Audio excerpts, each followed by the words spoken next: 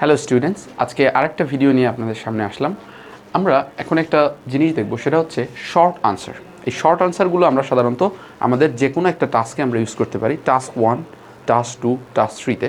But আমরা mostly task 1 এবং task 3-তে এই ধরনের শর্ট আনসারের যে ওয়ার্ডগুলো আছে, এই ওয়ার্ডগুলো আমরা সিলেক্টিভ ওয়ার্ড বলি, সিলেক্টিভ ওয়ার্ডগুলো আমরা ইউজ করতে পারি।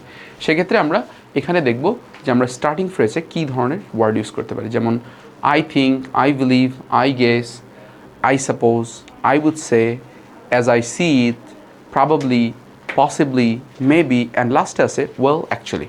Well actually এটা সাধারণত আমরা ফিলার হিসেবে ইউজ করি এবং এটা হচ্ছে আমাদের কনভারসেশনটাকে ন্যাচারালভাবে রিপ্রেজেন্ট করতে সহায়তা করে। এবং এই ওয়ার্ডগুলো যখন আমাদের স্টার্টিং ফ্রেজ হিসেবে আমরা ইউজ করি, তখন হচ্ছে মূলত আমাদের কনভারসেশনটা আরও মিনিংফুল হয় এবং দেখতে অনেক সুন্দর দেখা যায়। Thank you.